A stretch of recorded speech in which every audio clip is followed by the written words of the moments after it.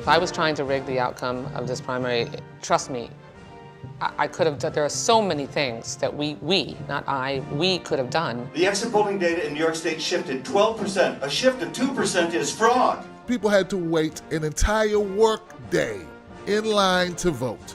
We're talking lines that stretch the distance of upwards of a half a mile. Who's to blame for these long lines? Well, the voters for getting in line. It is a system that is rigged in favor of the rich and the powerful and the politically connected. They said, you can't get your information. Your volunteers, your supporters. I did see President Clinton at the Phoenix airport. Using this has allowed her to evade actual campaign donation limitations in a massive fashion. Reports of chairs being thrown. I did not receive any questions from CNN. Millions of Bernie Sanders donors may have legal recourse against the DNC. Their only defense is, you're damn right they cheated, and you should have been smart enough to know it. The defense lawyers proclaimed in open court on the record in response to one of the judge's questions that if the DNC wanted to, they could go into a back room and smoke cigars and pick the candidates. Americans do not want to believe that we have people stealing our elections, and they must come to the realization there are people in this country who want to steal elections, and we must stop them.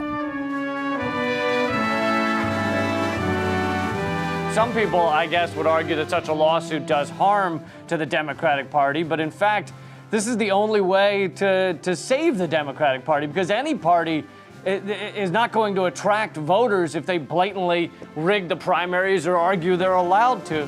One thing about victims of fraud is that there can be no reconciliation between the victim and the perpetrator of frauds until there has been justice.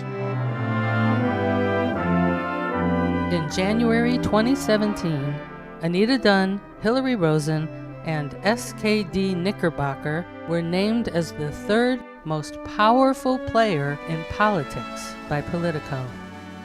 What does SKD Knickerbocker do? Well, they use people like Hillary Rosen and Anita Dunn, who used to be the White House communications director. You write about Anita Dunn. Tell me about Anita Dunn. Anita Dunn is a longtime Democratic operative. She was one of the top aides for President Obama's 2008 campaign. She was a communications director for a time. One of the powerhouse officials in the White House is communications chief Anita Dunn. We have never had that in the White House. I'm amazed at you people who call for openness and transparency. Chip, really let's have this discussion at the conclusion of the town hall meeting. It's a pattern of controlling the press. Well, they use people like Hillary Rosen and Anita Dunn to bring in lobbyists, basically, and to I'm sorry, they're not lobbyists, according to Politico now.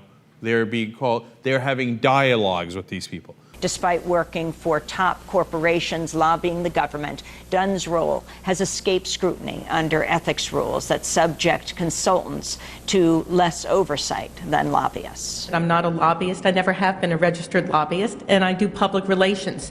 But they bring in big companies so that the White House will listen to those companies and basically do what they're told. They are masters of media manipulation, cover-up specialists who also have the media and political clout to push complicit people into positions of great influence in media and the United States government, where they can further SKDK's often troubling agendas. Hillary Rosen has been paid millions to lobby for banks, oil companies, and corporations, including BP after their oil spill. Even if the leak was stopped today, it wouldn't change the fact that these waters still contain oil from what is now the largest spill in American history. BP pleaded guilty to 11 counts of manslaughter, 2 misdemeanors, and 1 felony count for lying to Congress. You, Leibovich, look at that crude oil flowing into the Gulf, and you see an equally large flow of cash spreading across Washington, covering our nation's capital to, quote, as you say, manage the crisis. Last week, the Justice Department announced a $20.8 billion penalty against BP for the 2010 Deepwater Horizon oil rig explosion and the subsequent oil leak. While this was a great announcement, what they didn't tell us was the fact that $15.3 billion of that $20.8 billion fine is a tax write-off. As part of this agreement, the company also gets a $5.35 billion tax windfall. It's job of Hillary Rosen and her friends to bring in these rich corporations to influence the Obama White House in favor of the rich, in favor of corporate America, and actually, of course, multinational corporations. And then there's General Mills and PepsiCo. They represent them on lowering the food nutrition standards that the Obama White House wants to push for. Anita Dunn helped Michelle Obama set up her Let's Move program to stop obesity. The average child watches thousands of food advertisements each year, and 86% of these ads are for products loaded with sugar, fat, or salt. Then Anita Dunn signs on as a consultant to the food manufacturing and media firms trying to block restrictions on sugary foods targeting children. Her husband, by the way, and this is coincidental, I'm sure, happened to be the president's White House counsel. Anita Dunn has emerged as one of President Obama's top advisors while still running the consulting firm Knickerbocker. Client list includes TransCanada, the Canadian company seeking Obama's approval of the Keystone XL oil pipeline, as well as General Electric, AT&T, Time Warner, and the military contractor Pratt & Whitney. $24 billion. That's how much the biggest for-profit colleges in this country took in last year in federally funded student aid money. Washington Post Corporation makes 58% of its revenue. 58, so that's over half of its revenue through these for-profit colleges. Kaplan Education, that's the for-profit colleges. Remember how President Obama was going to get tough on them and decided to make literally 5% change? Okay, it was a joke. They watered it down until it was nothing. Well, one of the reasons is SKD Knickerbocker is bringing in all their representatives into the White House and going, come on, we're all friends here. It's okay, be my friend. And next thing you know, that legislation was decimated and the for-profit education continues to bilk the U.S. government out of untold millions of dollars and billions of dollars overall for the industry. Even though some of these Kaplan colleges throughout the country, and there are several of them, do not have accreditation, what will happen is the recruiters will advertise the schools by saying that they are accredited, right? So they mislead the students, then they go ahead and they take out the loans to go to these institutions, and then they get a degree that doesn't really get them where they want to go. I am in $15,000 debt. $19,000. $8,000. $20,000. $10,000. $10,000. We are almost $50,000 in debt. Right before I was about to graduate, I found out from one of my professors that my degree would not be accredited. I worked so hard for so many years to have my degree mean absolutely nothing. They want charters, private schools, learning companies, etc. Take more of the public education money, funnel it to those private companies. The firm also represents a number of business coalitions, including one seeking to reduce tax rates on around $1 trillion in offshore profits. They are, of course, arguing against labor unions. So these are so-called Democratic strategists like Hillary Rosen and Anita Dunn who go to the White House and sometimes bring representatives of these companies. Hillary Rosen brought one of her clients from Microsoft, an executive named John Kelly, to a state dinner at the White House. Part of the move of this White House towards transparency is to make sure that anybody can go on anytime and see who's visiting the White House, because it means that there's a greater degree of transparency and accountability.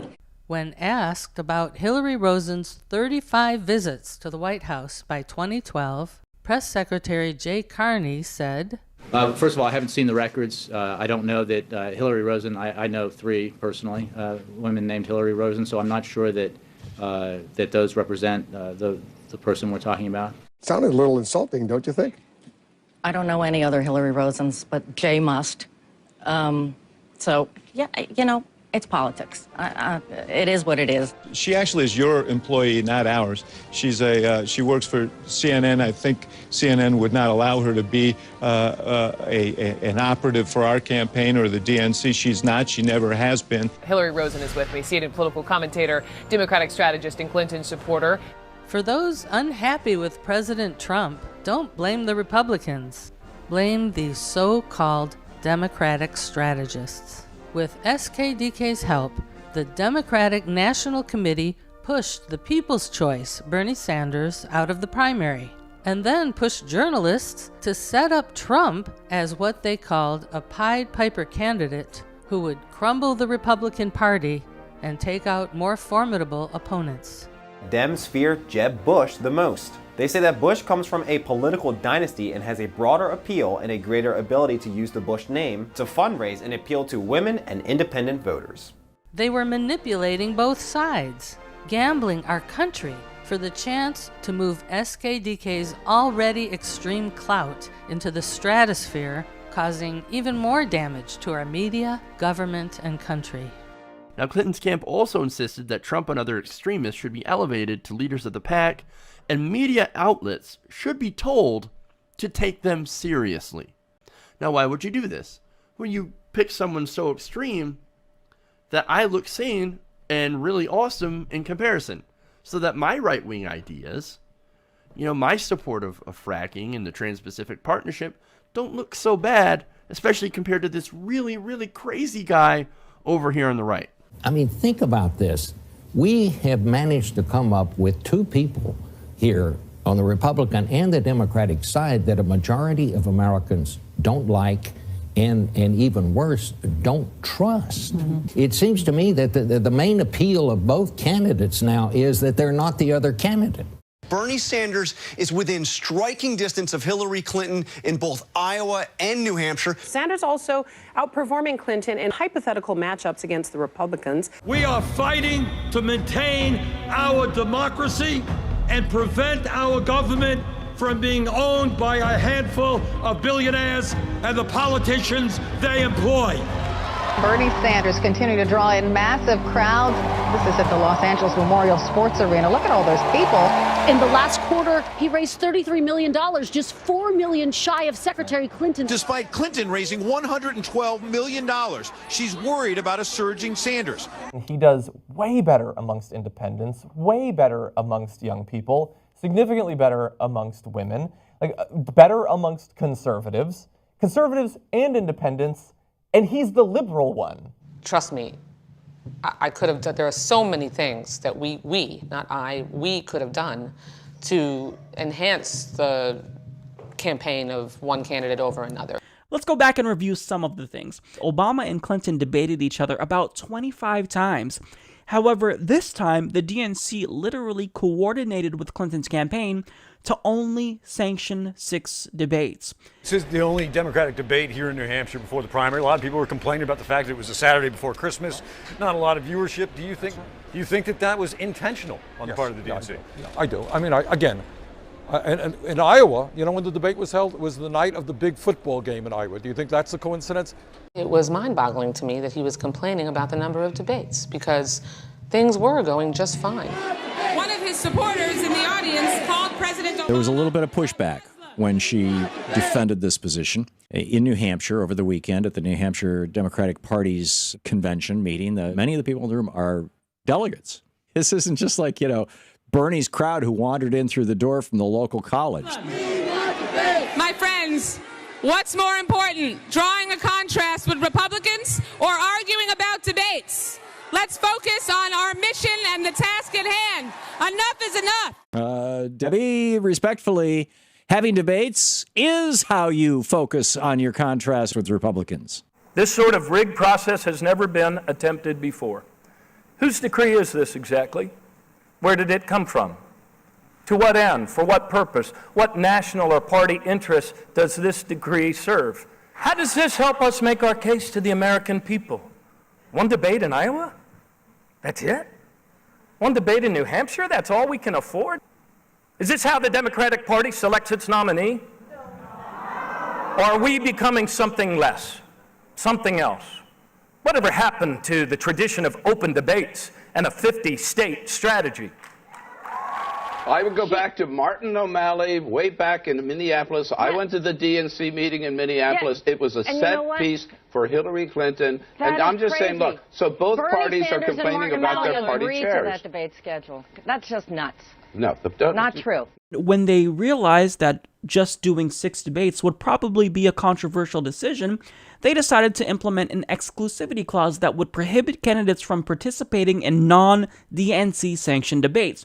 The scheduling of the televised debates during times that aren't likely to draw big audiences, freezing his access to that key voter database before the Iowa and New Hampshire caucus and primary, characterizing it as a theft of data when really that isn't what happened. Those are things that set the tone early, and then you had this joint fundraising committee between the DNC and the Clinton campaign. That's something that Sanders saw as very unfair, and so did his supporters. We need a commander-in-chief who has foresight, who exercises good judgment, and who understands the need for a robust foreign policy which defends the safety and security of the American people, and who will not waste precious lives and money on interventionist wars of regime change. You were a member of the DNC committee and you recently resigned and endorsed Sanders. Why now, and why did you leave? You know, as vice chair of the DNC, all DNC officers are supposed to remain neutral in our Democratic primaries, obviously including our presidential primary. What about any retaliation? The Clintons have had a well-oiled machine in Washington for years. Do you fear any retribution from the Clintons, and what's your relationship been like with it? Well, you know, I was heavily warned by people who care about me to not endorse Senator Sanders because of that fear of retaliation. And look, that fear is something that exists in a lot of folks that I've heard from. Now, she knew that there would be a lot of political fallout because she saw the tactics firsthand. I mean, she saw how when she spoke out about the limited debate schedule, she was disinvited to one of the Democratic debates by Debbie Wasserman Schultz. I was told that I was no longer welcome to come to the debate. We were very disappointed to hear that you would resign your position with the DNC so you could endorse Bernie Sanders. When we met over dinner a couple of years ago, I was so impressed by your intellect, your passion, and commitment to getting things done on behalf of the American people. For you to endorse a man who has spent almost 40 years in public office with very few accomplishments doesn't fall in line with what we previously thought of you. Hillary Clinton will be our party's nominee. And you standing on ceremony to support the sinking Bernie Sanders ship is disrespectful to Hillary Clinton. You have called both myself and Michael Kais before about helping your campaign raise money. We no longer trust your judgment, so we'll not be raising money for your campaign.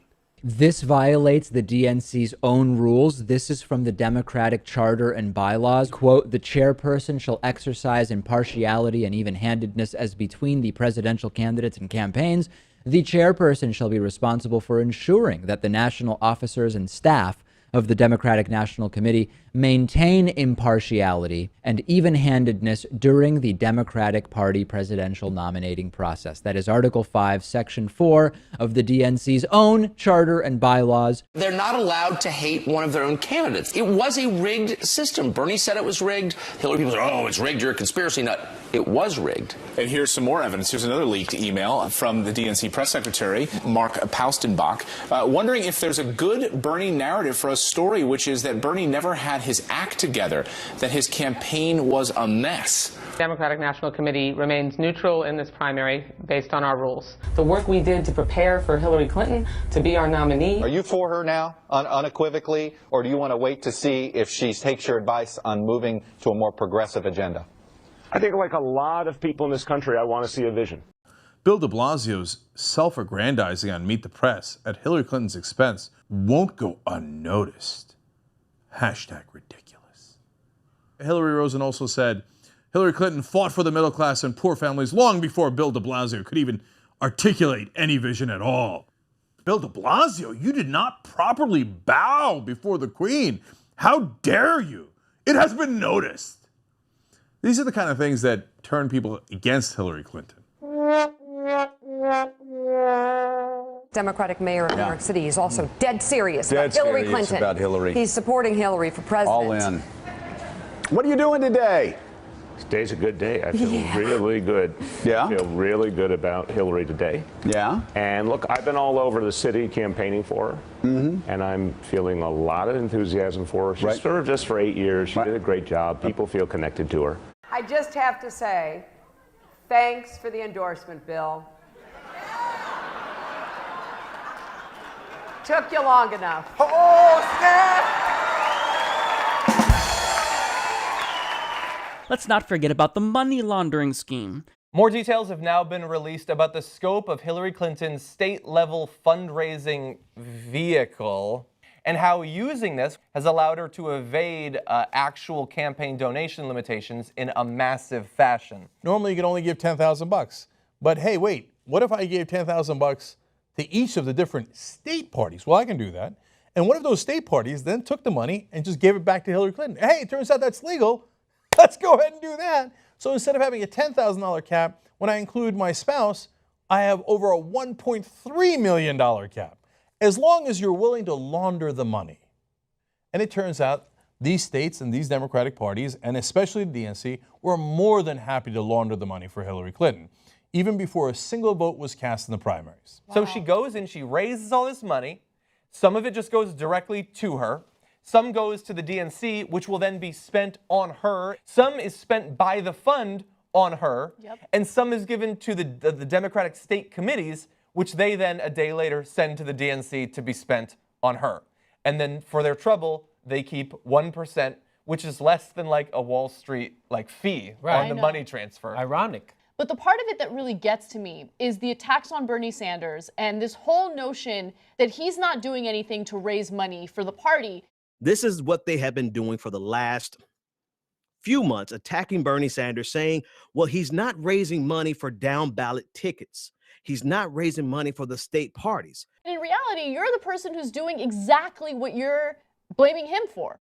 Let's not forget about how you banned Bernie Sanders' access to NGP-VAN to cripple his campaign at a crucial time right before the Iowa caucus. Now, to give you a crash course on that, NGP-VAN is a company that is headed up by somebody who used to be a Hillary Clinton staffer. And Nathaniel Pearlman, the former Hillary staffer and one of the co-owners of NGP-VAN, one of his clients for his graphic design company called Graphic Casey, is a man named John Podesta, Hillary Clinton's campaign chairman.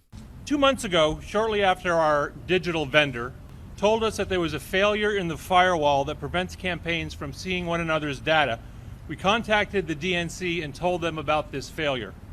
We were very concerned that our data had been compromised, and we were assured at that time that the firewall between the campaign's data would be restored. We were actually very confident that at that time some of our data was lost to one of the other campaigns. Instead, we found out 2 days ago that once again, this sensitive and important data was compromised because the DNC and its vendor failed to protect it. We have invested enormous campaign resources in acquiring the rights to use this proprietary data. But the DNC, in an inappropriate overreaction, has denied us access to our very own data. This is data collected by hundreds of thousands of volunteers across America. This database for our campaign is funded by the over 2 million contributions that this campaign has received from people all across the country. You shut down the most important thing, and this is behind the scenes, and so people might not get it, but if you don't have access to the voter data, that is devastating for a campaign. And they said, you can't get your information, your volunteers, your supporters, who are you going to be calling up in New Hampshire and Iowa? And that was absolutely unacceptable, and I think over the last day or so, hundreds of thousands of people have written to the DNC saying that's wrong. Here, let's go to Debbie Wasserman Schultz, because I think you're going to see it for yourself. It's not an allegation. The Sanders campaign has acknowledged that they inappropriately accessed during a brief window where the vendor that we have for our voter file during a software patch application opened the opportunity accidentally for each of the campaigns to see one another's proprietary data. Did you learn from the vendor, or did you learn from the Sanders campaign about this breach? We learned from the vendor. Tamron, also, I want to be clear, what we're doing is following our memorandum of understanding, our agreement that we have with each presidential campaign. They are prohibited from accessing another campaign's proprietary information, and we have the ability to suspend that campaign's access to the voter file in order to make sure that we can preserve the integrity of the voter file and ensure that there's confidence in it. I don't understand why that would even be in a memorandum of understanding. Saying, like, if our vendor screws up and gives you access to information that you're not supposed to have, and you access it, we'll suspend you. Really? You decided that ahead of time? Sounds like entrapment. Superdelegates. That automatically helped Hillary Clinton. She had a huge superdelegate lead before any voter casted their ballot. About 30% of all the delegates you need to become the Democratic Party's presidential nominee come from people who aren't picked in any individual primary or individual caucus in any individual state. They're just elected officials and VIPs who commit to one candidate or another.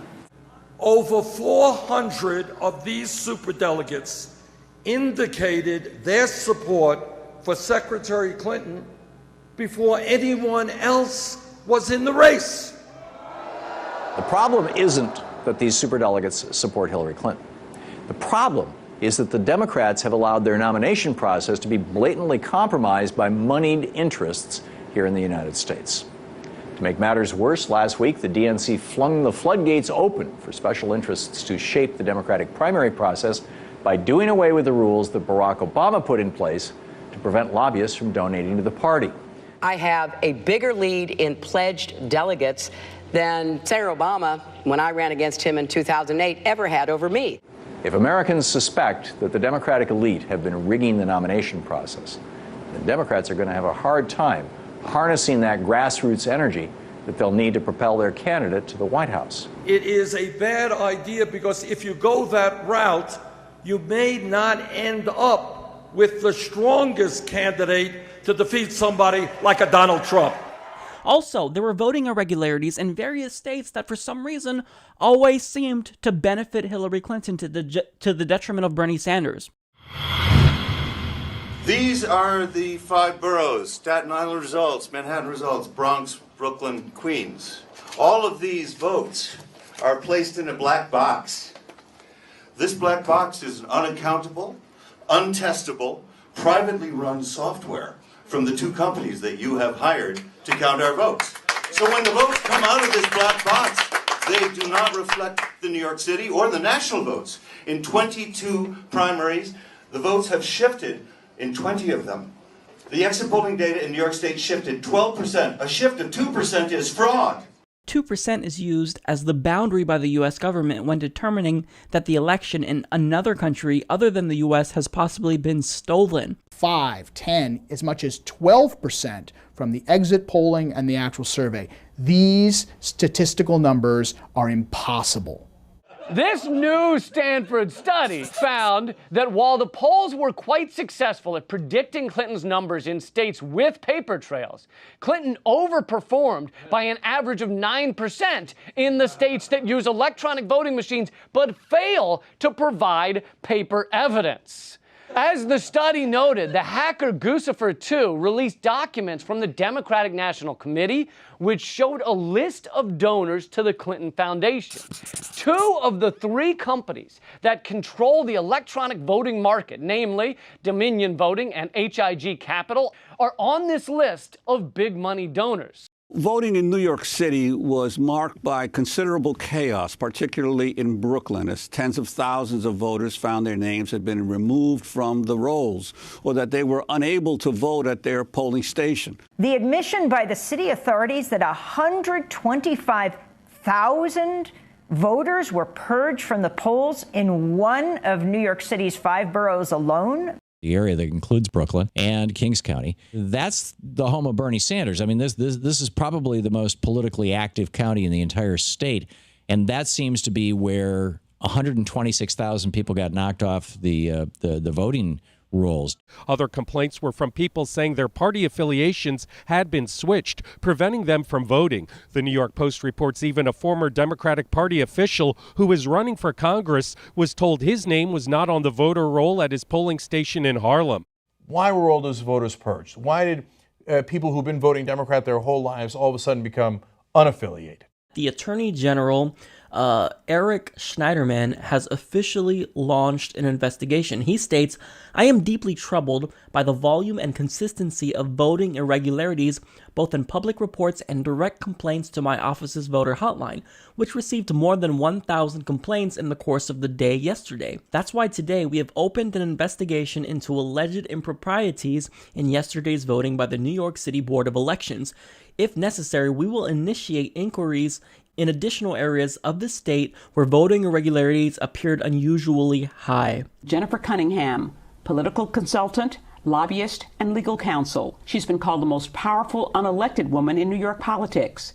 New York City Controller Scott Stringer said his office had received reports of polling stations that failed to open on time and poll workers who were unable to tell voters when they would be operational.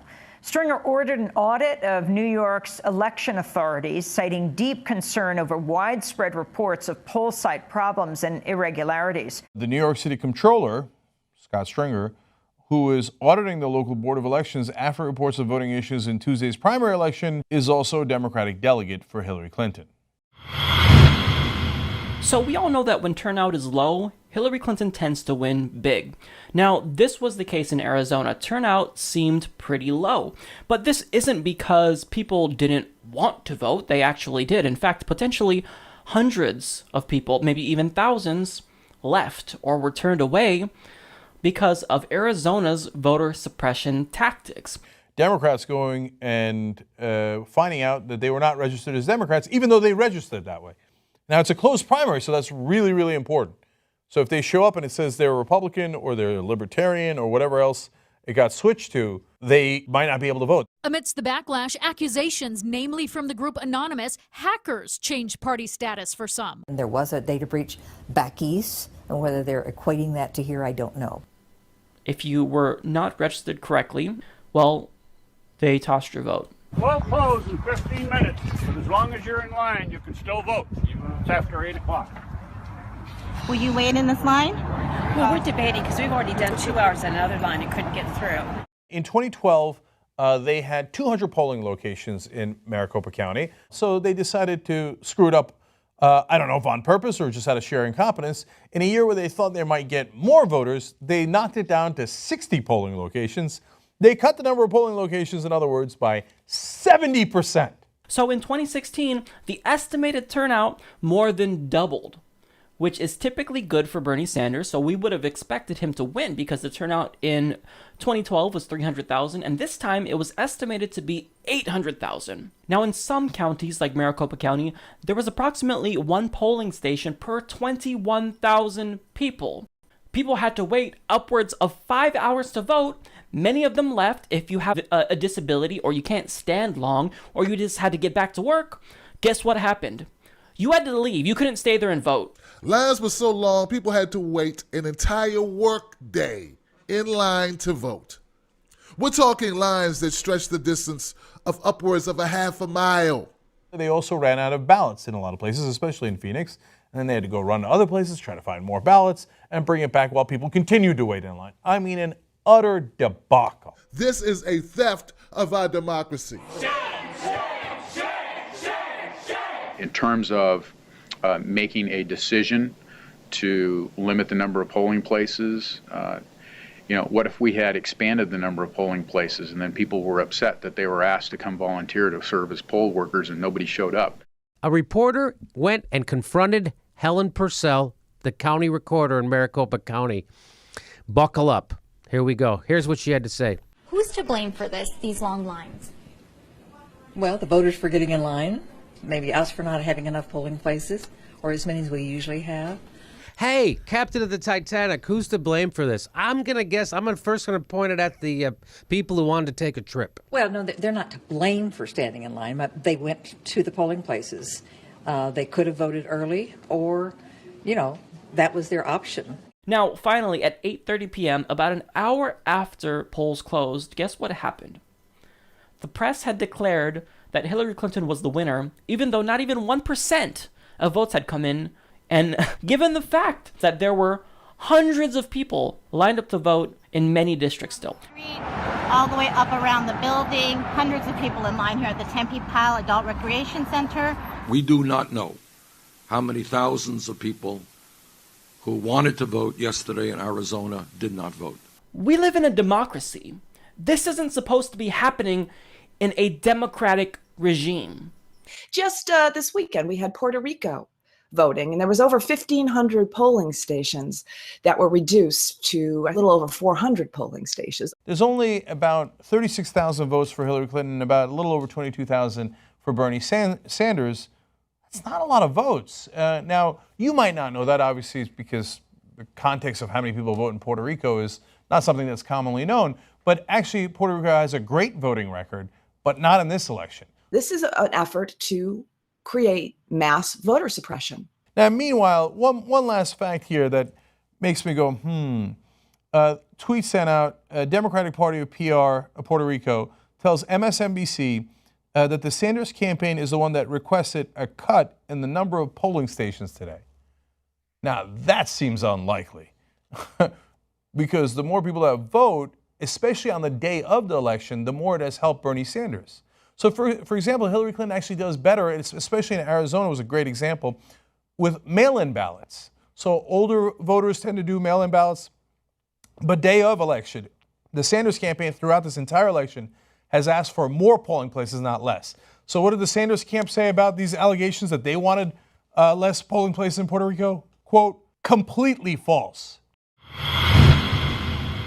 CNN can now project that Bernie Sanders has won the Wyoming Democratic Caucuses. Yesterday, Bernie Sanders came out on top in the Wyoming primary, having beat Hillary by 12%. But thanks to how the Democratic Party in Wyoming awards pledged delegates, in the end, Hillary ended up walking away with more delegates. Sanders beat Hillary Clinton by 12 points, 56-44, notching his 8th win in the last 9 nominating contests. Okay, what do we do here? I mean, it sounds like he's winning. He's won 8 out of 9. Yep. But he's losing. And look, he wins by 12 points. He may not even pick up a single delegate. Yeah. I'm sorry. That's a crushing victory. I know. And listen, I think that with the super delegates that they have, I think she only has to win 30%. I mean, talk about voters feeling like a system might be rigged. And Bernie Sanders wins 56-44% in Wyoming. The delegates rewarded Hillary Clinton 11, Bernie Sanders 7. Why does the Democratic Party even have voting booths? No, why? This system is so rigged. But we always talk about voter turnout and how important it is to do your duty as a citizen. There's absolutely no reason any of those people voted. They've turned this victory into a loss for Bernie Sanders. The guy who won ended up losing. That, by definition, is voter disenfranchisement. So it is a rigged system on the Democratic side, even worse than the Republican side. And I don't know why Democratic voters put up with it. If you say those are the rules, I'm gonna lunge at your I agree neck. with everything you said, except I wouldn't say it's rigged. It's not rigged. It's disenfranchisement. It's not one person, one vote. What do you call it when voters going to the voting booth doesn't matter at as all much as insiders? A messed up system. That is a rigged. It's not rigged. It is a system rigged against voters. It's a system rigged against people that go to voting booths. It's a system rigged against people that go out to caucuses. It is a system that is rigged in favor of the rich and the powerful and the politically connected. Bernie Sanders wins by 12 percentage points. He loses Wyoming, He's losing where it counts by primary. 4 delegates. Some stunning news from Iowa. New CNN poll numbers show Hillary Clinton has gone from a lock to win the Hawkeye state to possibly destined to wake up in 12 days having suffered another crushing loss. This is a clear sign of voter fraud. Suddenly delegates are missing. They can't account for certain delegates that were there for Bernie who suddenly vanished. They need to actually count every individual body, not just every individual. And they did not do that. I'm telling you how that works. If you want to challenge it, then challenge it. You have to wait. And all this guy's trying to say is you can challenge it later. All right. And they brushed them off. Apparently down there in Precinct 70, They were trying to break a 61-61 split at the caucus, and Univision reporting that they did a coin toss. Apparently, caucus rules allow for a coin to be flipped to decide the voter in case of a tie like this. This is 2016 in America, how we're deciding Coin toss, election. see? It could have been worse. It could have been a shootout. That's true, Beck. This is something the Iowa Democratic Party was saying. It's an arcane procedural thing. It never happens. Don't worry about it. Now it's happened 3 times, and it is literally affecting the outcome. Oh, this is astonishing. Was it heads or was it tails? The coin flip controversy. So it turns out the Iowa caucuses are so crazy that if they're too close to call in certain precincts, they flip a coin. They had it happen 6 times just last night, just in the Democratic side. Hillary Clinton winning by 4 delegates, 6 of them won by a coin toss. And she won all 6 coin tosses. So you have people not only pointing out that that seems statistically impossible, but also just, I think, surprised that a caucus and an election so important as Iowa would come down to flipping a coin. 6 for 6. Wow, that's surprising. She won all 6 coin tosses.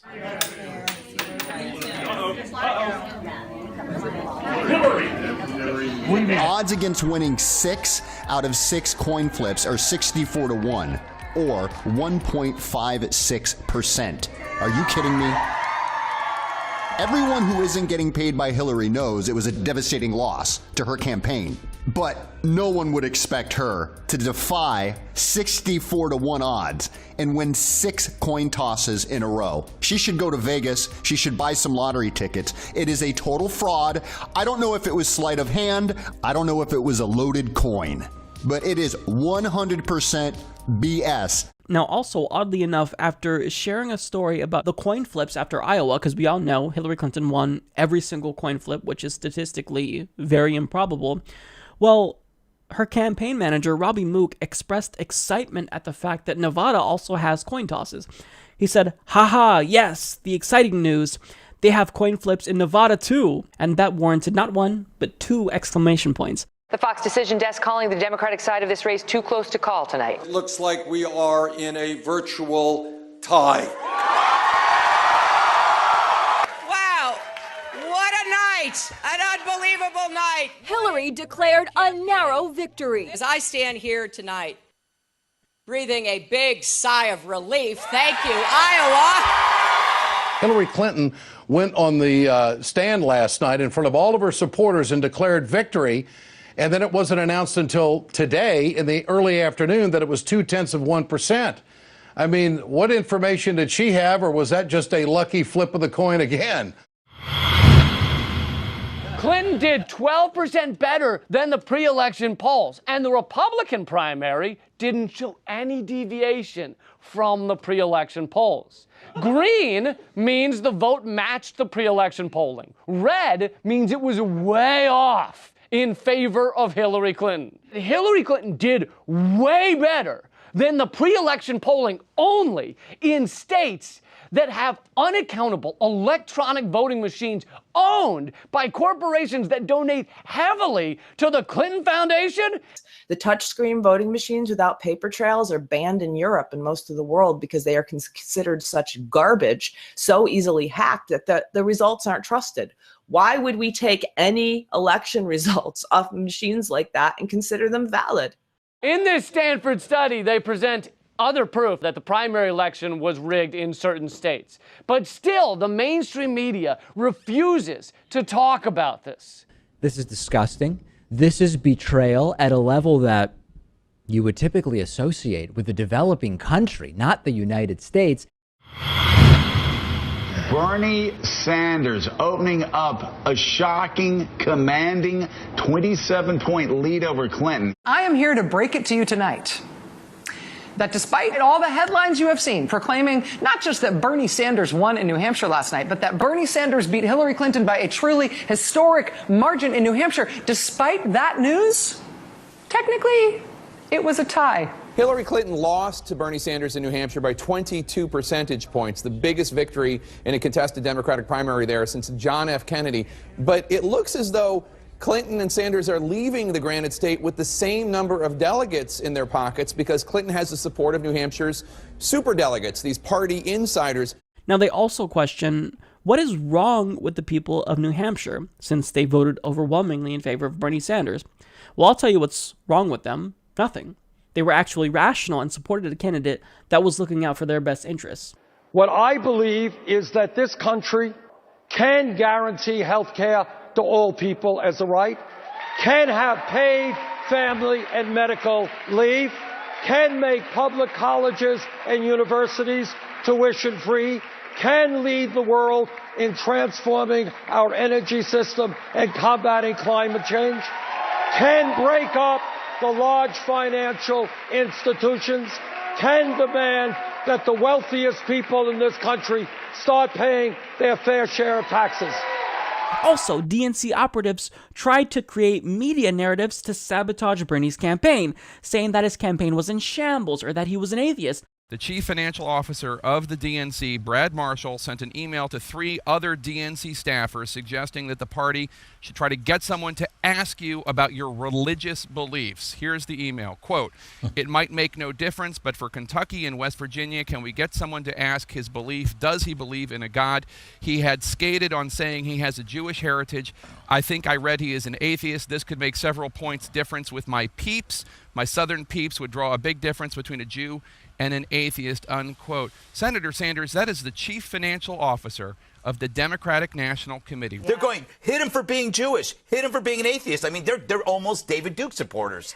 All right, let's take a look at some of the statistics, the hypothetical matchups. If you put Sanders up against Trump, it looks like, according to this, he can beat Trump, 51.8% against Trump's 38.8%. But then let's look at Hillary Clinton against Trump, and it's 47% to Trump's 41%. So at what point, Larry, does the DNC say it's time to start paying attention to Bernie Sanders? Well, they're not going to say that. I think they're pretty stacked in favor of Hillary Clinton and have been all along.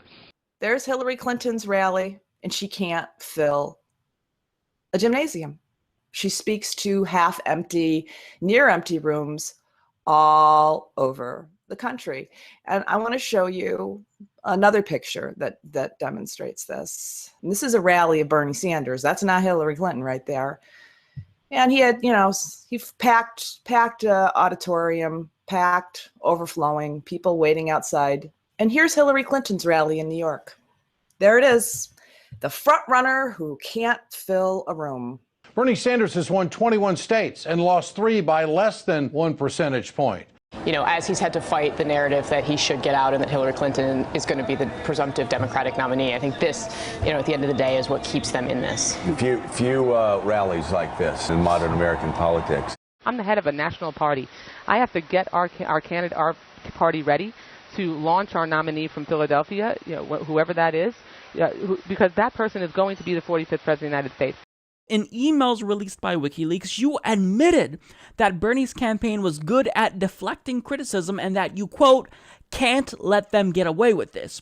Let's not also forget about the conflict of interest.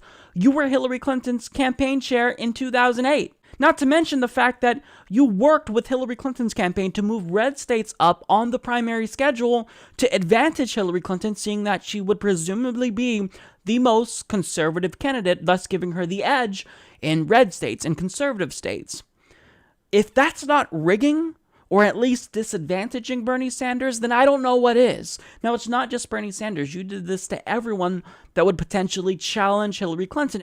You also tried to delegitimize Bernie Sanders supporters by lying about their behavior and by claiming that chairs were thrown during the Nevada Democratic Convention. Now, for 3 days straight, we've been hearing on television, the violence at the Nevada Democratic Convention from Sanders supporters. The events that unfolded at the state convention in Nevada over the weekend continues to be fodder for those who think Sanders should end his campaign. That the tactics employed by Bernie Sanders supporters by shouting, heckling, screaming, and in some cases, some reports of, as you mentioned, throwing of chairs has caused a lot of fears among the party leadership. California Democrat Dianne Feinstein even said that she thinks that Bernie Sanders should drop out. CNN just can't get enough of the Nevada convention chaos storyline.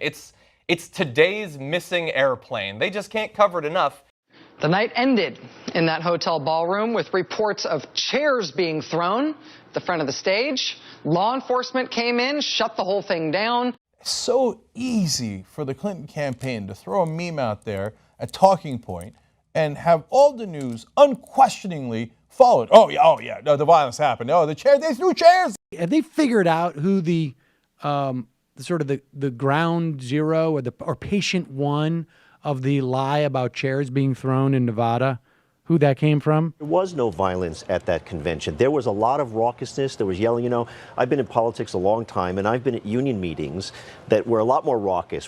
But then a bunch of the Sanders crowd apparently didn't show up. And they also did cross-program the convention on the graduation day from UNLV and a lot of other colleges, so that the millennials aren't here. If you notice, it's not there's not a lot of young people here. Why? Because they're all graduating. And then several others missed a registration deadline for being registered Democrats. There was, I believe the number is 64 delegates who were not able to be seated on the Sanders side, 8 delegates who were not able to be seated on the Clinton side. 1,695 delegates for Hillary Clinton.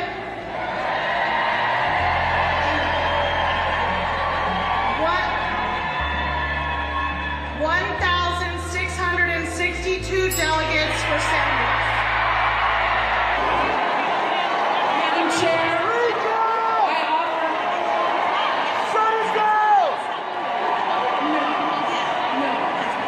I have a minority report which I wish to give, and I've just been told that it can't be given. If you're interested in it, see me. Over several minutes of the convention goers yelling, "Let her speak."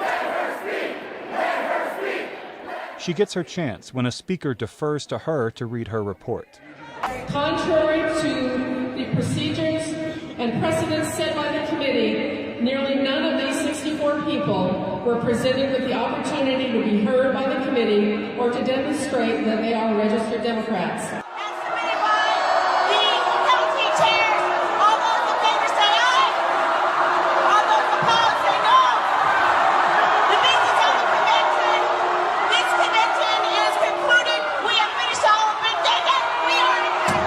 What's the worst thing that happened on Saturday that really voters should know about around the country and care about? Well, I mean, the way the convention started, I think if you watch the video online, you can see it. It has been moved and seconded that passed by the body. All those in favor say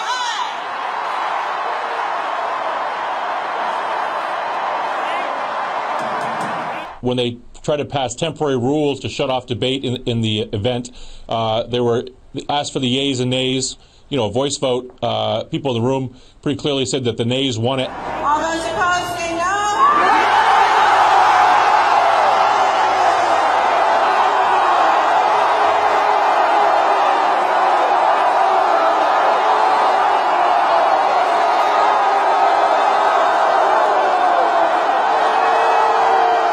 The yeas and the nays. The yeas are mild, the nays are tremendous, and they go, yes, the yeas have it.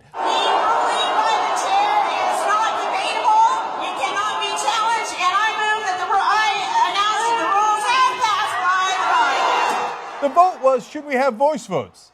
They have the most epic debacle on a voice vote I have ever heard. And she's like, yeah, the ayes have it. We should do more voice votes.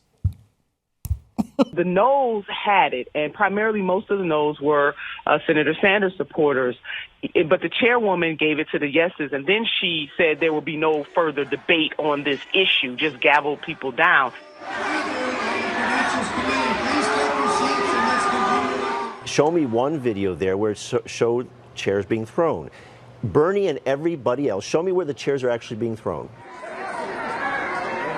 There were teachers there, there were nurses there were blue-collar workers there. There were just people there who thought that the process was unfair, and they were voicing their opinions about that, but nobody tried to storm the stage or anything like that. Officer, we got that! We got people throwing chairs over here! Officer! Hey, here!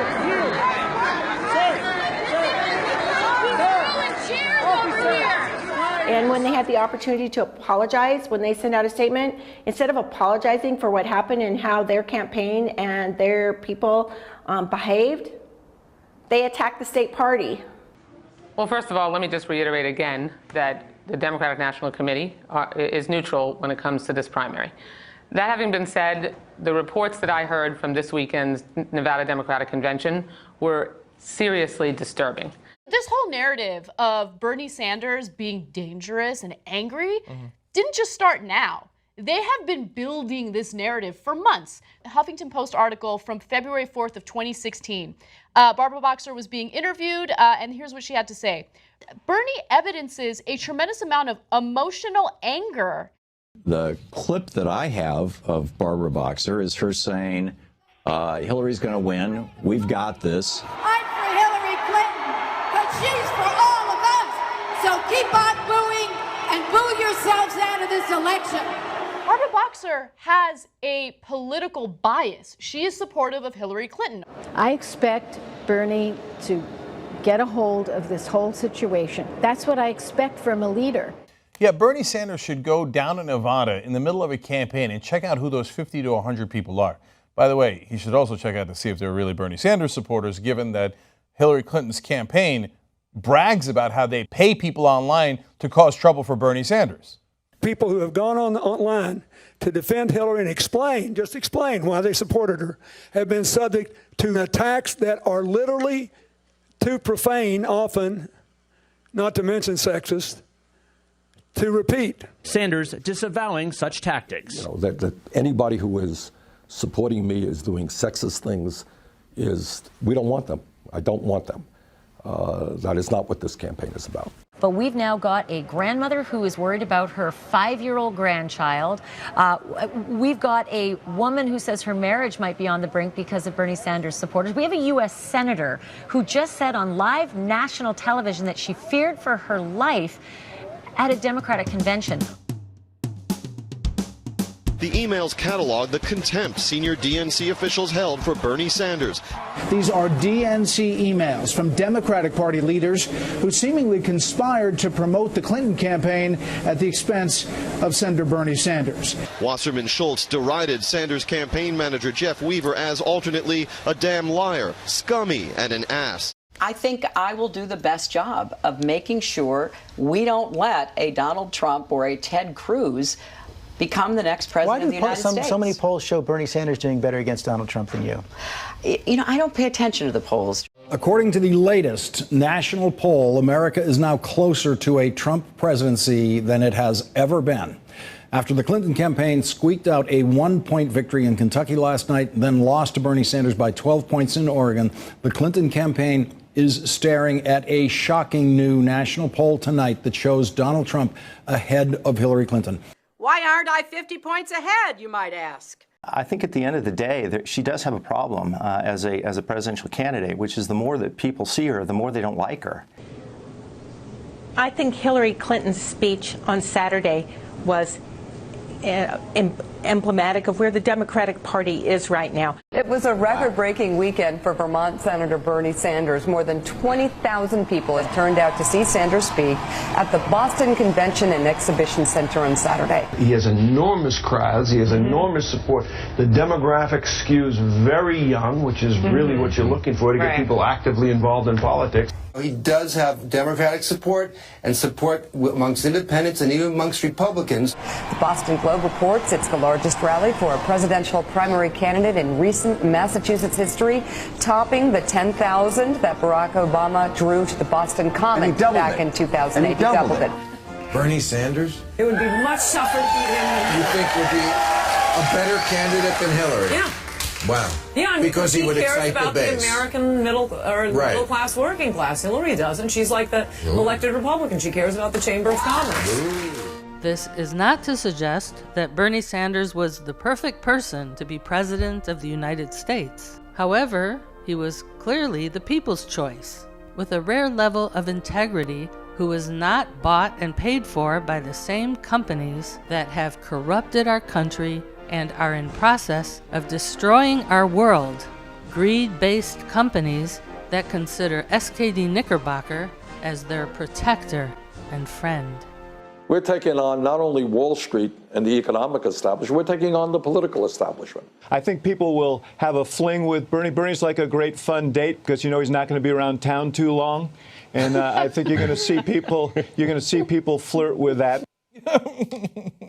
Oh, these little kids who like Bernie Sanders, go ahead and have your fling. No, the adults are with Hillary Clinton. We know better. She's winning. With me now, Carl Bernstein, the renowned former Washington Post reporter who helped crack Watergate. There is a huge story going on. I've spent part of this weekend talking to people in the White House. They are horrified at how Hillary Clinton is blowing up her own campaign. It's the culmination of 16 months of public scrutiny from Clinton's decision while she was Secretary of State to exclusively use a private email server for her government and personal emails rather than the State Department's email system. First revealed in March of 2015, there have been questions ever since. Clinton even tried to laugh off a question about whether she had wiped her private server. Turned it over. What, like with a cloth or something? Well, no. Do you think that there was criminal intent or gross negligence? Well, in this case? Here's how I've analyzed it. I asked myself at the beginning of this, what would I do if I were the U.S. attorney investigating this case? And here's what you do. The first thing you do is you look at what General Hayden, the former director of NSA and the CIA, has called the original sin. What was the original sin? It was setting up a private server in a private residence in New York upon which all of the secretary's government business would be conducted. She would have no .gov account. She would only have the account in the private server in Chappaqua. When you look at that and you see why would someone do that, the question I ask myself as an investigator, the answer I get is to avoid disclosure, to evade, to prevent people from finding out what's there. President Obama speaking out on 60 Minutes about Hillary Clinton's email controversy. Did you know about Hillary Clinton's use of private email server? No. While she was Secretary of State? No. Saying while it's been, in his words, ginned up for political gain, his former Secretary of State should have held herself to a higher standard. It is important for her to answer these questions to the satisfaction of the American public, and they can make their own judgment. Obama wants her to win, but Sanders has shown how vulnerable she is. These ethical lapses have tied the White House up in knots. They don't know what to do. They're beside themselves. And now you've got a situation with these transcripts, a little bit like Richard Nixon and his tapes. Look, I made speeches to lots of groups. I told them what I thought. I answered questions. But did you have to be paid $675,000? Well, I don't know. That's what they offered. So, if she stonewalls on it and does not release them, it enables the Republicans to paint her again into a corner. This is not just a vast right-wing conspiracy that is causing her problems. She has caused herself these problems. The server is not the vast right-wing conspiracy. It's Hillary Clinton deciding that she could put a server in her closet. The same with these transcripts. The same with accepting this money in a presidential year when she knew that she was going to probably be running for president. To the people in the White House that I talked to, it is unfathomable that she did this and has endangered President Obama's legacy. As I say, they are terrified at this point, and they want Bernie Sanders to not do well on Tuesday and Hillary to do well. Today, WikiLeaks released new hacked emails from Clinton campaign chairman John Podesta. And in that batch, an email from May of 2015. Clinton campaign spokesman Brian Fallon said that DOJ folks had informed him about an upcoming status conference in one of the lawsuits regarding Clinton's private email setup. That means the Department of Justice was, in fact, updating the Clinton campaign on the investigation. Plus, you have Bill Clinton meeting with Loretta Lynch 2 days before the FBI director announced the charges would not be filed. This morning, there are questions about what could have been discussed during a private meeting between former President Bill Clinton. Mike's laughing. I mean, you can't make this up. And Attorney General Loretta Lynch yesterday? You can't make this up. No. Former President Bill Clinton was in town and met up with U.S. Attorney General Loretta Lynch as she was arriving in Phoenix. Now, this meeting took place just hours before the release of the Benghazi report, so we asked her about it. I did see President Clinton at the Phoenix airport as I was leaving, and he spoke to myself and my husband on the plane. Our conversation was a great deal about his grandchildren. It was primarily social and about our travels. We're told the private meeting on board her plane lasted about a half hour. I don't understand how it could possibly be that no one traveling with either the Attorney General or the former president wouldn't have said, this is a bad idea. You can't have I agree. You can't do that. Yeah, it's not allowed. The person about to become the Democratic nominee for President of the United States was interrogated by the FBI today as part of an ongoing year-long federal criminal investigation. This within days of the target's husband, Bill Clinton, meeting privately on board a parked private jet with the Attorney General of the United States, who has his wife's future in her hands, deciding whether that wife should be indicted for engaging in criminal activity. This is so obvious, right? I mean, and they didn't talk about it? I bet you they didn't talk about it. Come on, stop. Everybody stop. Okay, well, this is why this is never going to be a problem for Hillary Clinton. People are too afraid to talk about the truth and the fact that this was wrong from the get-go. And it wasn't allowed, as she says. It just wasn't. I agree with that, and I agree she shouldn't have gotten on the plane, but I mean... Coming up, we'll just move on, just like everyone else does, even though it's a complete sham. The meeting on the tarmac with former President Clinton, that was a pretty fortuitous meeting for you, wasn't it? I would not say that.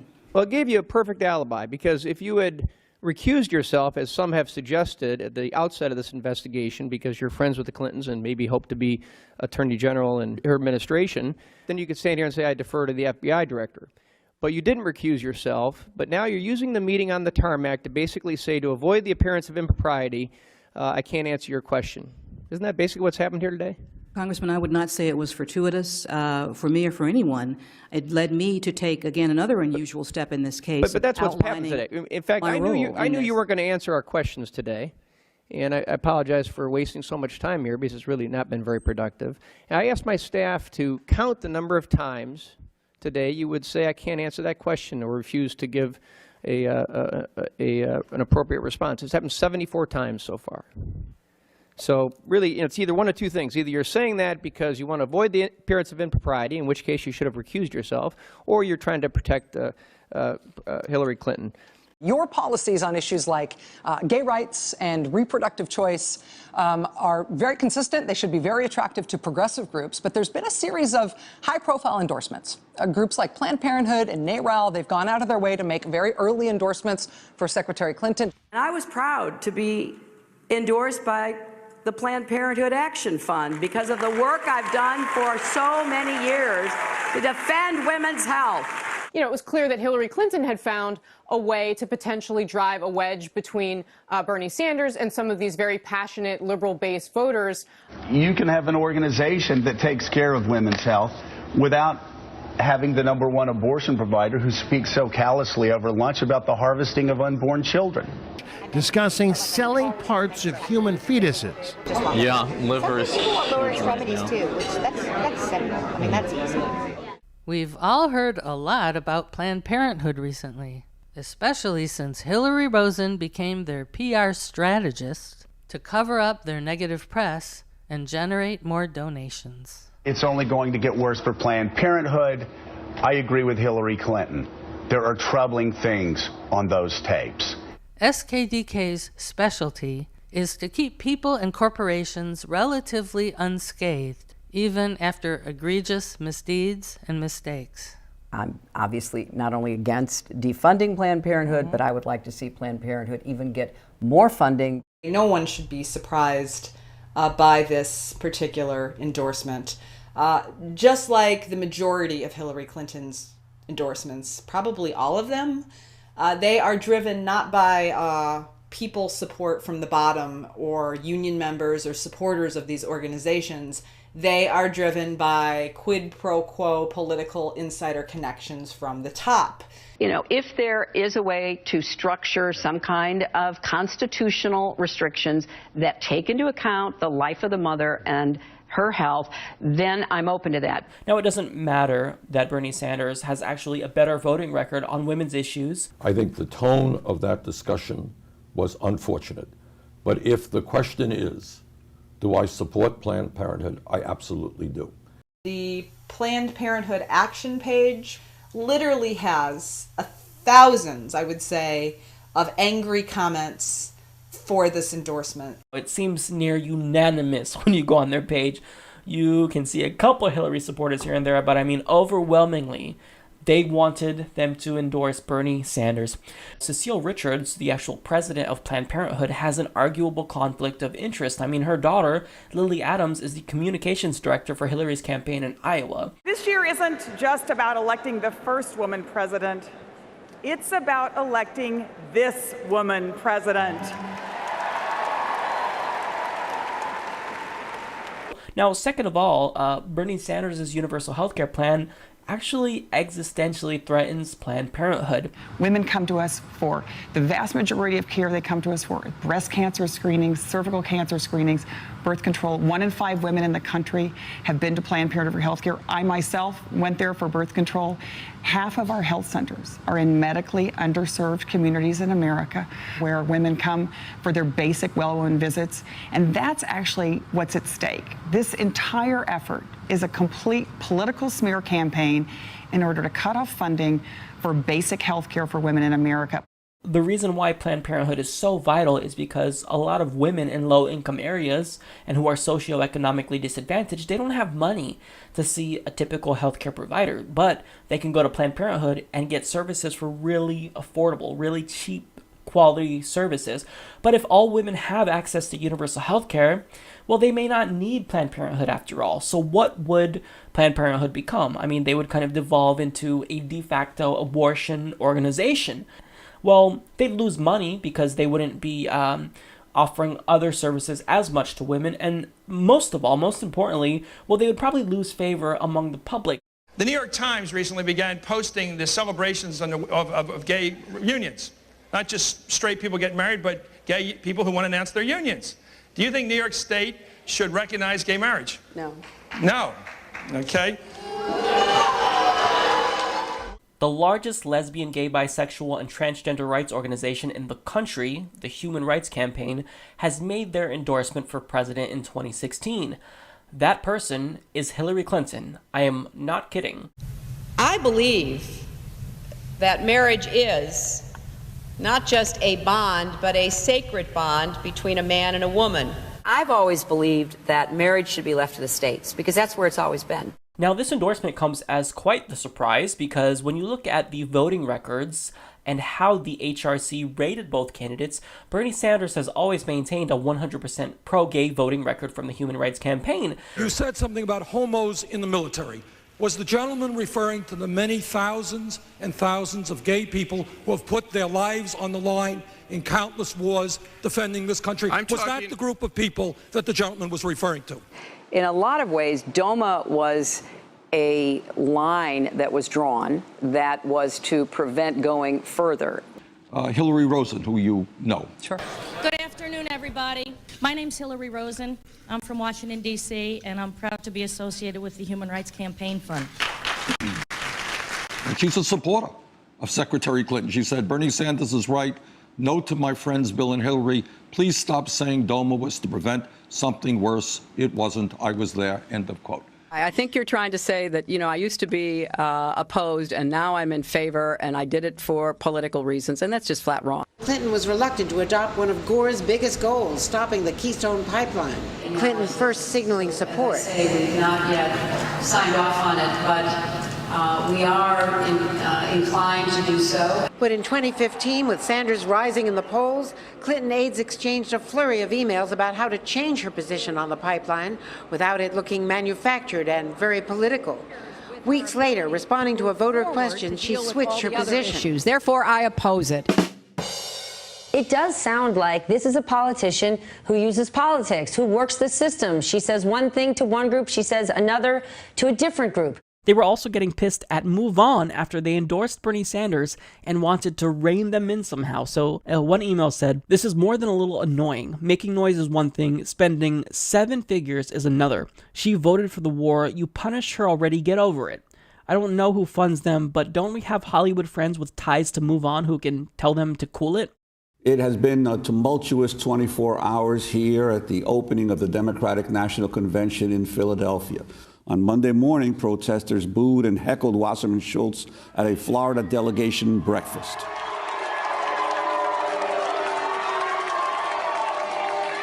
She's been in the tank for Hillary from the get-go, and it's been quite obvious.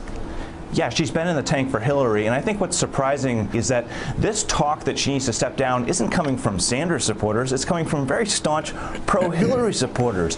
They see her as a drag on Hillary because the problem that Hillary has, in their view, is that there's an enthusiasm gap. Democrats, and especially young voters who are an important constituency, aren't very enthusiastic about Clinton.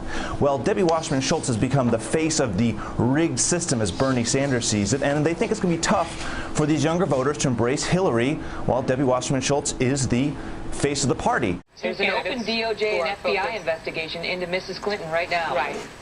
Let's not be melodramatic. How is that melodramatic? Those are the facts. In terms of the status of the FBI investigation into your private email server, have you been interviewed by the FBI yet? No. You haven't. All right, Secretary Clinton, thanks so much. Really appreciate your time. Good luck at the debate tonight. I think we need someone that has the best in ethical standards as our next president. That's how I feel. Secretary Clinton, do you want to respond? No. The DNC has been scrupulously objective and stayed out of this for a long time. This trashing of the DNC leadership is absolutely ridiculous and unacceptable. Just because Bernie Sanders is losing, all he's doing is whining about the process. We are in good shape. We're on track. And I will tell you that I'm quite confident about where we are in our campaign, preparing to elect our nominee. It's the Republicans that really have a mess on their hands. So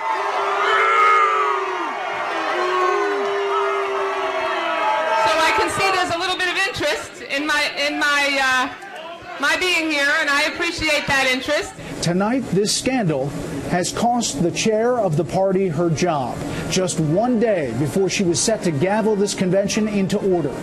When Hillary Rosen's co-conspirator, Debbie Wasserman Schultz, was forced to resign as DNC head due to her revealed corruptions, Hillary Clinton brazenly made Schultz the honorary chair of her national campaign. Let me read you a little bit of the official Clinton campaign statement, which says, quote, "There's simply no one better at taking the fight to Republicans than Debbie, which is why I am glad that she has agreed to serve as honorary chair of my campaign's 50-state program to gain ground and elect Democrats in every part of the country, and will continue to serve as a surrogate for my campaign nationally in Florida and in other key states." Well, very interesting decision, though, by the Clinton campaign to essentially employ her, because then that is only going to make some Sanders people go, aha, this is her, she owes Debbie something, and that's why it's an interesting decision. It may only feed some conspiracy theories anyway. When one corrupt SKDK shill was pushed out of her position as DNC head just before the Democratic convention, SKDK shill Donna Brazile got the slot. As your incoming chair of the Democratic National Committee, I promise you, my friends, I commit to all Americans that we will have a party that you can be proud of. We will elect Democrats up and down the ballot, and we will celebrate together the inauguration of President Hillary Clinton in January 2017. God bless you and God bless America. Not only was Bernie Sanders snubbed, not only did it look like Hillary Clinton had bought or muscled her way into it, then those supporters were denied a chance to speak at the convention, and that was the final straw. So WikiLeaks emails continue to show some very ugly sides of campaigning, and among those who look bad, much of the media, who appear to be colluding with the campaigns. Today we look at whether or not a CNN contributor, who is now the head of the Democratic National Committee, secretly forwarded a town hall question to Hillary Clinton's campaign before the town hall. So far, Donna Brazile has insisted that she absolutely did not, but now new evidence shows that she did. But you were accused of receiving a debate question before a CNN town hall where they partnered with TV1, and that you had this question on March 12th, that verbatim was provided by Roland Martin to CNN the next day. How did you get that question, Donna? Well, Kelly, since I play straight up, and I'll play straight up with you, I did not receive any questions from CNN. Let's just be very clear. Where did you get it? First of all, what information are you providing to me that will allow me to see what you're talking about? Everybody got the WikiLeaks released a March 12th Podesta email showing you messaging the Clinton campaign with the exact wording of a question asked at the March 13th CNN TV1 town hall debate. Where did you get it? You know, as a Christian woman, I understand persecution, but I will not sit here and be persecuted because your information is totally false. The email in question, it was written by Donna Brazile, who at the time was the vice chair of the Democratic National Committee, as well as a contributor to ABC News and CNN. Now, the email subject line reads, "From time to time, I get questions in advance." Well, then, the following day at a CNN town hall between Clinton and Bernie Sanders, that question came up. So how did Donna Brazile, who wasn't even a moderator at that debate, get a hold of the question and send the exact wording for the question? Brazile says she didn't. As far as I know, that CNN has never provided me with questions, absolutely ever, nada. Well, when you said from time to time I get the questions in advance, what were you referring to? Because in that email you offered the exact question that one of the moderators, Roland Martin, then proposed the next day. What you're telling the American people, well, Podesta's emails were stolen. You're so interested in talking about stolen So you material. deny it. You're like a thief that want to bring into the night the things that you found that was in the gutter. I'm not. Let me just tell you what I said from day one. CNN's Jake Tapper came out and said this was unethical. Somebody was unethically helping the Clinton campaign. He said, "I love Donna Brazile, but this is very upsetting and very troubling." That's your own colleague at CNN. It's not Megyn Kelly. Who gave you that question? Hey, Megan, once again, I've said it, and I've said it on the record, and I'll say it on the record, and I'll keep saying it on the record. I am not going to try to validate falsified information. For Brazile to share a question with the campaign, it breaches every journalistic rule that there is. It also destroys those claims that she was a neutral party. Do you owe the voters an apology for passing a question for a town hall off to the Hillary Clinton campaign? Sir, you know what? I wish when you got your facts, you read the emails. And I did read a lot of them. Well, you clearly did not read my email, sir. How many more emails were there? She asked the mill. You haven't read all my emails. Well, that's true. The ones we've read are pretty bad. I suspect that if we read them all, it might be worse because there are references to how you will send even more questions. The Democratic National Committee, as Secretary Clinton alluded to tonight, was a victim of a cybercrime. You keep saying that, but the email was that you passed it along. Private emails were stolen from individuals that had no right being trafficked in the public sphere. We've heard this, but what about you passing a question to Hillary Clinton's campaign, the town hall before? Trump badger women, you're welcome. Yes, a journalist asking a question is badgering you. Yeah. When he's asking a question, a legitimate question, and she says, "Hey, stop badgering women. Why are you badgering women? Stop badgering me." No, it's not badgering. It's actually called doing your job. It's called being a journalist. We have ample evidence. We've been the victim of a cybercrime. We have ample evidence. We have ample evidence through our servers and through all of the technology that we have seen corrupted by the fingerprints used by Russian hackers. We have ample evidence. We have ample evidence. Ample evidence. Really, where's your evidence? Oh, we've got ample evidence. We're just not going to show you. Normally, what happens is the journalist asks a question, she pivots to Russia, and nobody challenges her. Getting angry at reporters by getting caught with your hand in the cookie jar, well, look, that's not a good response. It makes you look bad. It makes the DNC look even worse than it already does at this point. When you see something postmarked from Russia, you should be afraid to open up the documents. These are legit, aren't they? I don't know. I refuse to open these documents. I refuse to allow a foreign government, foreign companies to interfere and meddle and manipulate information. Did Russia leak the documents, either the DNC documents or the John Podesta emails, to WikiLeaks? We have said quite clearly that our source is not a member of any state, including the Russian government. Millions of Bernie Sanders donors may have legal recourse against the DNC for running a campaign that they view as rigged. You can pretty well predict electoral outcomes simply by campaign funding alone.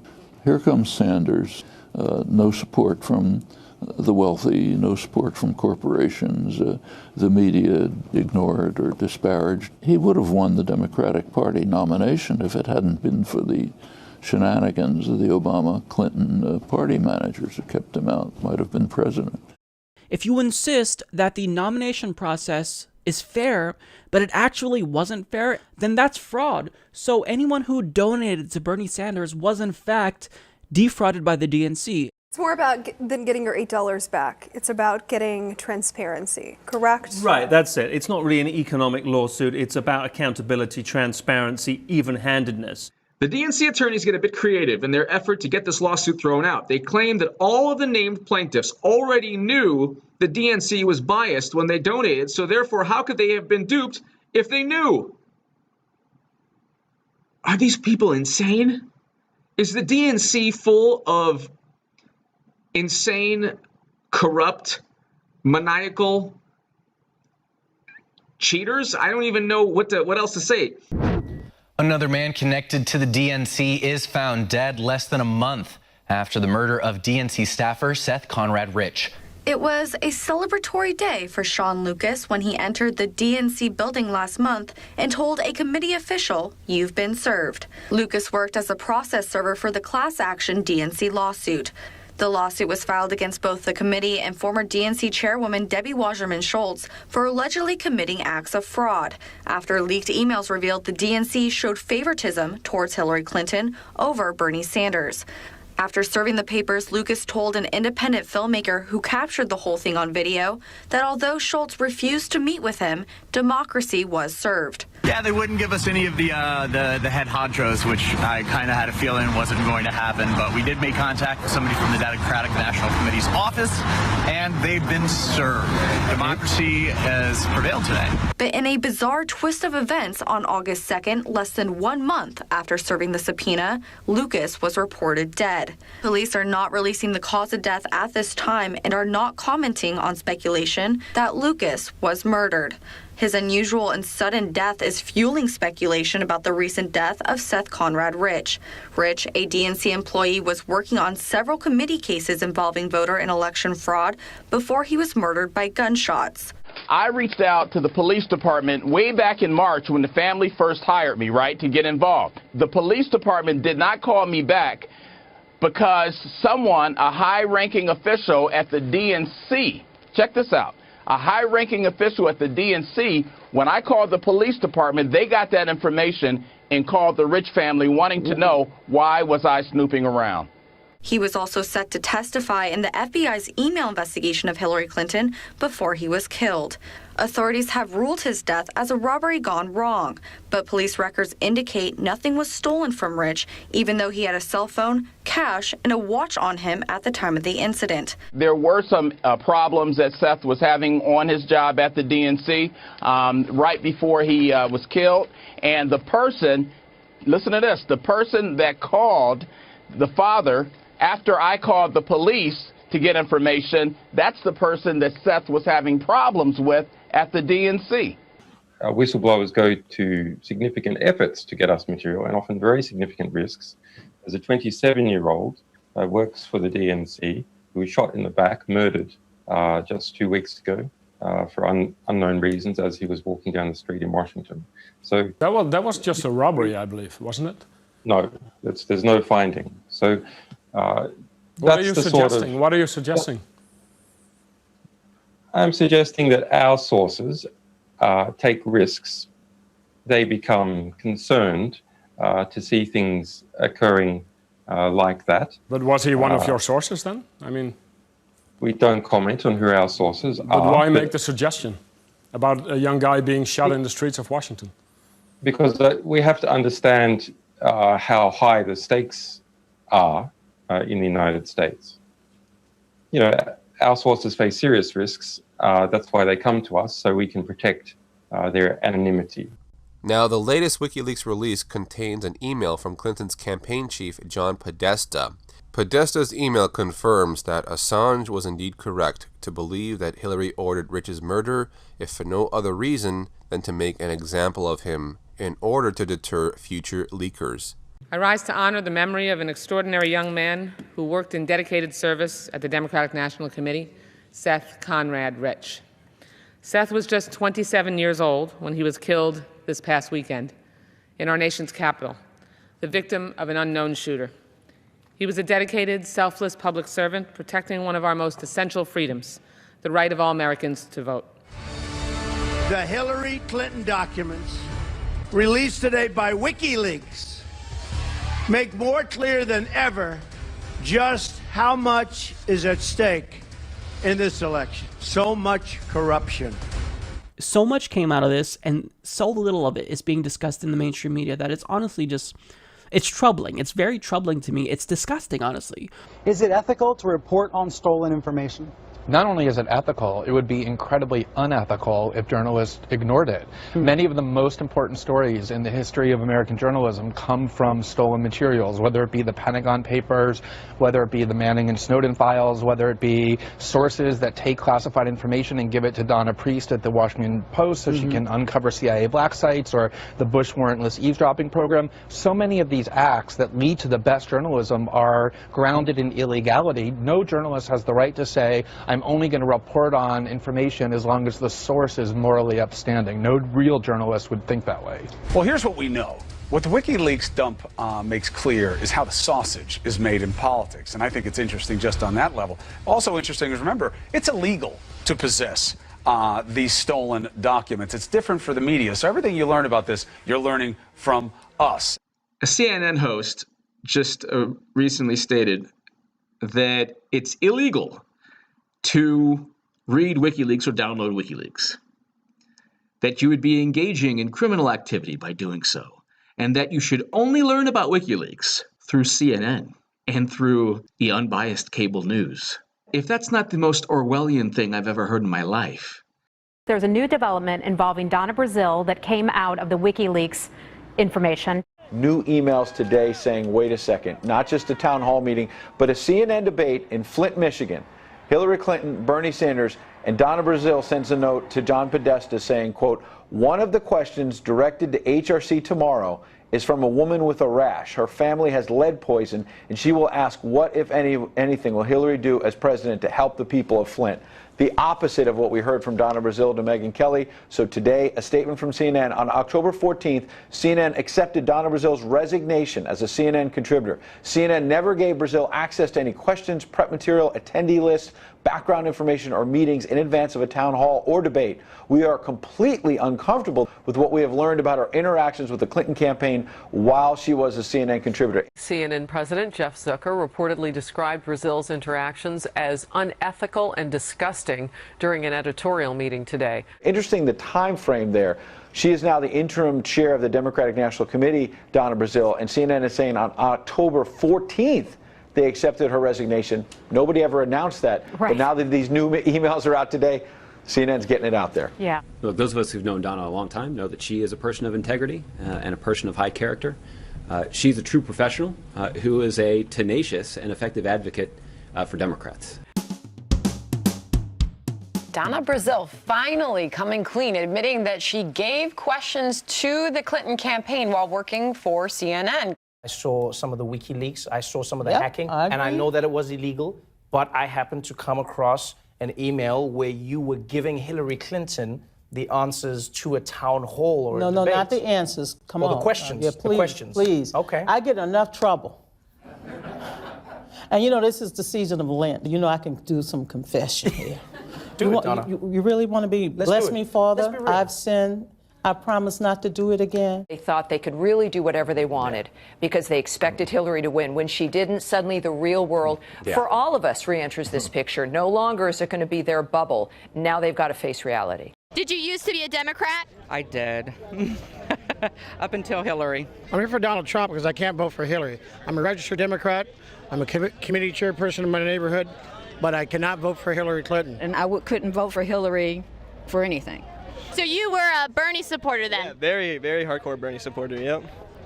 And so now you're coming out to support Trump? Yeah, of course. Trump, we can't go for crooked Clinton. We can't go for her. Trump! Yes, go Trump. Many Americans see Washington today as a polarized, dysfunctional city, one that is not sufficiently bipartisan. But you describe it as a place that becomes a determinedly bipartisan team when there is money to be made. I literally went to post that I thought that the Trump campaign's Facebook Live daily show was a brilliant idea. And I kind of went back and forth. Oh, should I not compliment him? Is that a bad thing to do? Like, will people think then that I think that Hillary should do a Facebook Live? And I just thought, oh my God, you're so fucking overthinking this. The joy of seeing these corrupt power brokers go down. It's scary. I'm scared. Certainly helped to mitigate this Democrat's disappointment at the loss. Donald Trump thinks the ends justify the means because he won the election. And so, he's not going to talk about what might have actually contributed to it. I think that this pattern is just really disturbing. Maybe if you would have had a fair Democratic primary process that put all the candidates forward and made the best win without the DNC basically choosing which candidate they wanted through setting the debate schedule a certain way and trying to get the media to do these hit pieces on Bernie Sanders and all of the things they did that really, really actively worked against Bernie Sanders, maybe you would have had the right candidate go forward and maybe we would have a different president right now. Recently you said that the primary was rigged against Bernie Sanders. Later the same day you said you misspoke when you made those comments. Which is it? Well, here are the facts. Hillary Clinton won the Democratic primary. Hillary Clinton also won the popular vote. Now, SKDK's official mission is to use their arsenal of complicit government and media shills to tear down President Trump, even if it tears apart our country. Look, the man is the President of the United States. It's sort of like being on an airplane. You want to root for the pilot if you're on the airplane with the pilot. I mean, you don't want the pilot to screw up. I believe that there was a connection between Donald Trump's campaign and the Russians and the Kremlin, and I do believe that those connections are there for a reason. As the chairman of the House Intelligence Committee, have you seen any evidence of any collusion between what I'll call Trump world, associates of campaign officials, Trump world and the Russians to swing the 2016 presidential election? I'll give you a very simple answer. No. No evidence of any collusion. No evidence. Does intelligence exist that can definitively answer the following question, whether there were improper contacts between the Trump campaign and Russian officials? We did not include any evidence in our report, and I say our, that's NSA, FBI, and CIA with my office, the Director of National Intelligence, that had any reflection of collusion between members of the Trump campaign and the Russians. There was no evidence of that included in our report. I understand that, but does it exist? Not to my knowledge.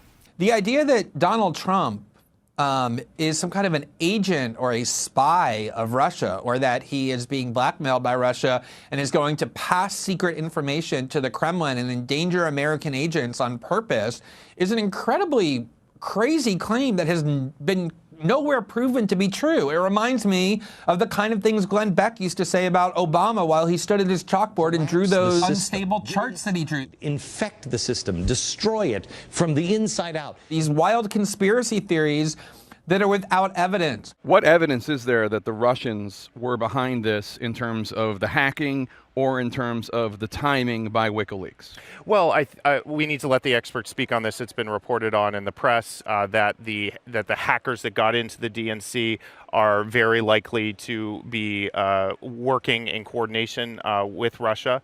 What is the theory? I mean, I know they want an explanation for why Hillary lost. I have no idea what the theory is. So they're saying Russia thought that they would help Trump by putting out that that Bernie Sanders was being screwed by the DNC. Well, who knows what would happen from that? Maybe the DNC would get wise and say, hey, let's run Biden instead.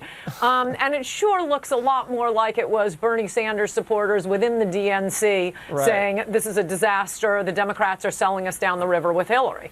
Do any of you have a story that you hear about all the time that you think this story is not important and I don't want to hear any more about it? We'll go with Russia, okay, because that was one of the things that's driving me absolutely mad.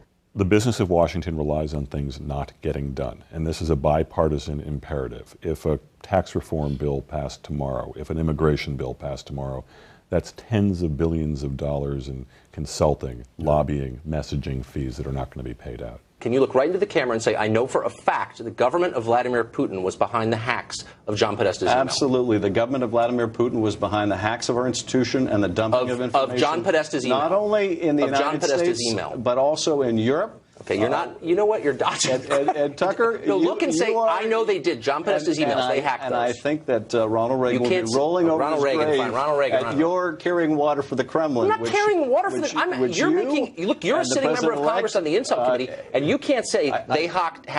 You're gonna have to move your show to RT Russian television. I've seen no evidence, and again, I would just say that media reports have gotten pretty far over their skis on this. Have you ever been a member of the Communist Party? Are you a member of the Communist Party? Are you a member of the Communist Party?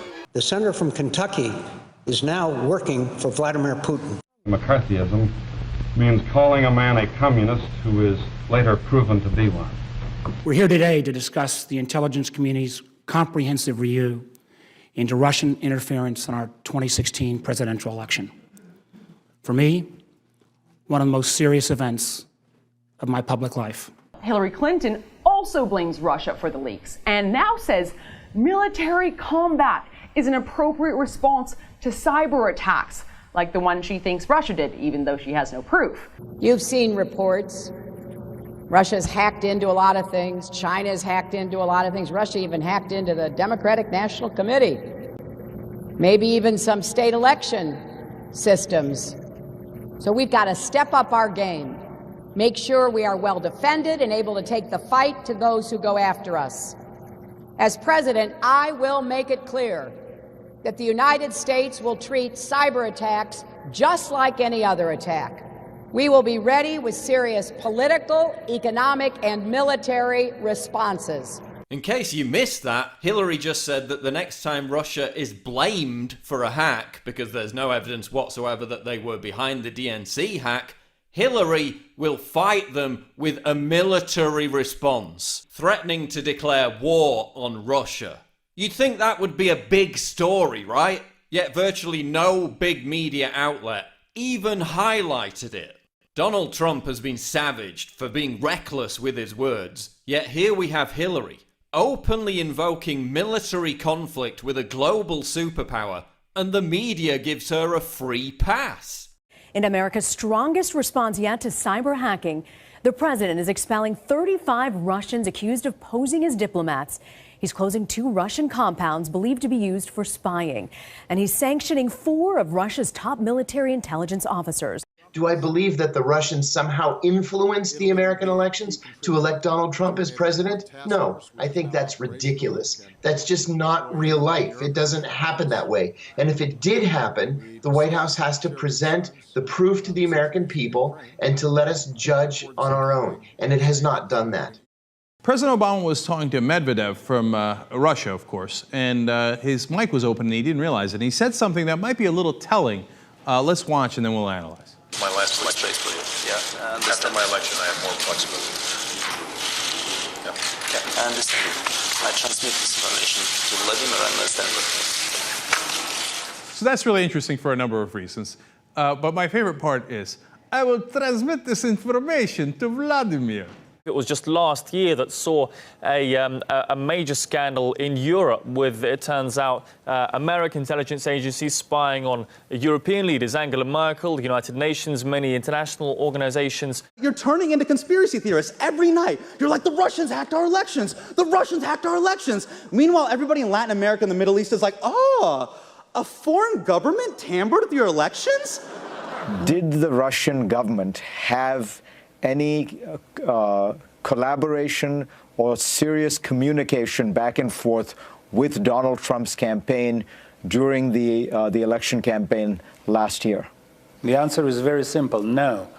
And the fact that Russia is being demonized in that sense comes very strange to us.